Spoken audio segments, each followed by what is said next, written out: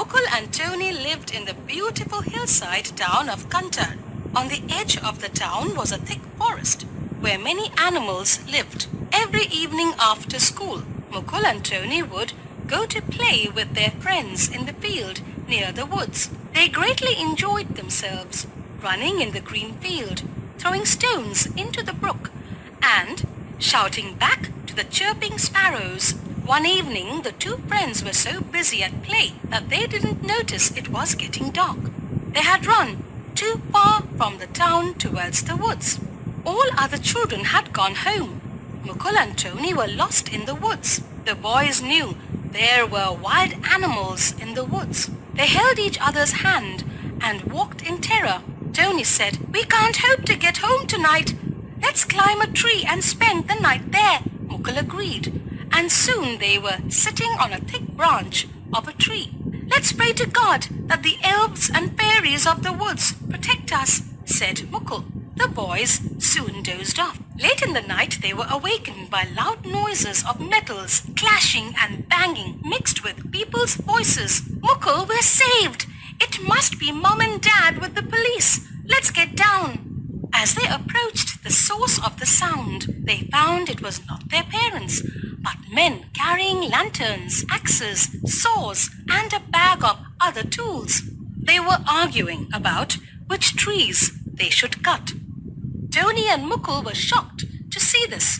They knew how dangerous it was to cut trees. They remembered what they had learned about deforestation and climate change from their books. "Mukul, we can't allow this. We must stop them," Tony said. "Wait, they look so dangerous. Let's see what they are up to," said Mukul. The boys hid behind a bush and observed the men. Now they had huddled together to discuss something. Mukul said in a hushed voice, "Hey, Tony, see, they've kept their tools beside that bush. Let's hide them away." "Yes, that's a wonderful idea," whispered Tony. After the discussion, the men came back to get their tools, but there was none. "Oh, where is my axe?" shouted one. "Who took the saw from here?" asked another. "Ghosts," said a third one in a shivering voice. "Shut up, you fools, and search for the axes," shouted their leader. They found no trace of their tools and decided to come back the next day. Mukul and Tony found their way home the next morning. They told their parents about the events of the previous night. The people of Kantar were alarmed and outraged to hear about the wicked smugglers. It became clear to them why there had been a disastrous landslip in the valley the previous year. The men came back to the woods with new tools that night. But before they could begin their job, people of the town surrounded them. "You cannot cut these trees.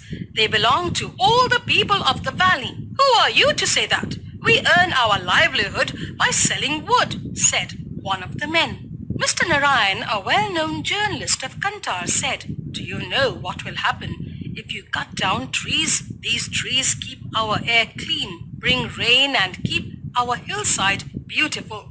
They also protect the wild animals by giving them a safe place to live. I'm sure you haven't forgotten last year's deadly landslip, which killed many of your relatives in the valley.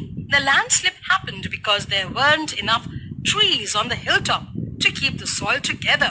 It is easy to cut a tree, but have you ever thought how many years it takes for a tree to grow?" The men now realized their mistake. They hung their heads in shame.